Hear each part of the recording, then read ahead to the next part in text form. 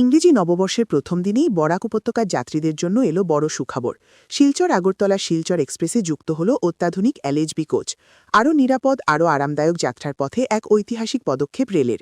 ইংরেজি নববর্ষ 2026-এর প্রথম দিনে বরাক উপত্যকার যাত্রীদের জন্য এক ঐতিহাসিক দিন। শিলচর আগরতলা রুটে চলাচলকারী 15664 15663 নম্বর শিলচর আগরতলা শিলচর এক্সপ্রেসকে আধুনিক এলএইচবি রেকে রূপান্তরিত করে আনুষ্ঠানিকভাবে যাত্রা শুরু করানো হল। দীর্ঘদিন ধরে আইসিএফ কোচে চলা এই ট্রেনটি আজ থেকে সম্পূর্ণ এলএইচবি কোচে চলাচল করবে, যা যাত্রীদের দেবে আরও উন্নত নিরাপত্তা, আরাম ও আধুনিক সুযোগ সুবিধা। আজ সকালে শিলচর রেল স্টেশনে ফ্ল্যাগ অফের মাধ্যমে ট্রেনটির উদ্বোধন করা হয়। এই অনুষ্ঠানে অতিথি হিসেবে উপস্থিত ছিলেন রাজ্যসভার সাংসদ কনাথপুর কায়স্থ, শিলচরের সাংসদ পরিমল শুক্লবৈদ্য, শিলচরের বিধায়ক দীপায়ন চক্রবর্তী, কাছাড় জেলা বিজেপির সভাপতি রূপম সাহা সহ রেলওয়ের ঊর্ধ্বতন আধিকারিকরা। এলএইচবি রেকে রূপান্তরের ফলে এই ট্রেনের গতি, নিরাপত্তার অবস্থা ও যাত্রা স্বচ্ছন্দ আগের তুলনায় অনেকটাই উন্নত হবে বলে আশা প্রকাশ করা হয়েছে।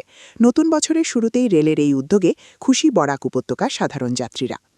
আমি আশা কৰোঁ যে কাৰণ আমাৰ অহা সময়ত আমাৰ আৰু এটা অল্টাৰনেটিভ ৰেল লাইনৰ এটা চলি আছে, আমাৰ লংকা ময়নাৰবন যিটো আছে সেইটো হৈ গ'লে আৰু ট্ৰেন্স এছিয়ান ৰেলৱে কানেক্টিভিটি যিটো আছে সেইটোৰ এটা আগন্তুক দিনত হ'ব।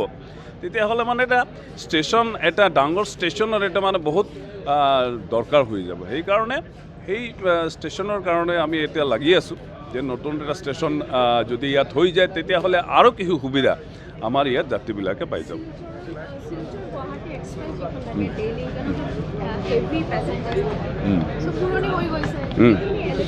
হ'ব হ'ব হ'ব আপোনালোকে নিশ্চিন্ত থাকক। এটা এটা কৰি মানে গভৰ্ণমেণ্টে ষ্টেপ লৈ আছে। আৰু মই যিটো ক'লোঁ যে আমাৰ শিলচৰ ৰংগীয়া যিটো ট্ৰেইন আছে অহা মাহত মানে সেইটো কনভাৰ্ট হৈ যাব। তাৰপিছত আমাৰ এটা ট্ৰেইন থাকিব ইয়াৰ পৰা, যিটো মানে পেচেঞ্জাৰ, ডেইলি পেচেঞ্জাৰ যিটো আছে সেইটোও লাহে লাহে সেইটোও কনভাৰ্ট কৰি দিব। কাৰণ মই আমাৰ ৰেলৱে মিনিষ্টাৰৰ লগত কথা পতাৰ পিছত তেখেতে মোক মানে কমিটমেণ্ট কৰিছে যে আপোনালোকৰ এই পুৰণি কোচৰ যিটো সমস্যা আছে এইটো আমি লাহে লাহে আমি এইটো কৰি দিম। পরিকল্পনা আছে অলপ ট্রেনের কারণে। আপনারা জানে যে আমার ইয়াত যে বিদ্যুতের কাম, এই বিদ্যুতের কামও প্রায় শেষ হয়েছে, ট্রায়াল চলি আছে। তার পাছতে বন্দে ভারত আমার ইয়াতে অলপ ভেলি ট্ৰেক আছে, এইবিলাক ট্ৰেকত কিছুমান কাম কৰিব লাগে। মই নিজেও আমাৰ বৈষ্ণৱ ডাঙৰীয়া মন্ত্ৰীৰ লগতে কথা কৈছোঁ, প্ৰশ্ন উত্থাপন কৰিছোঁ। এই ক্ষেত্ৰত তেওঁ আশ্বস্ত কৰিছে তেওঁলোকে যে আমাৰ ইয়াৰ ফালৰ পৰা বন্দে ভাৰতৰ যাত্ৰা এটা সময় আহিব যেতিয়া আৰম্ভ হ'ব।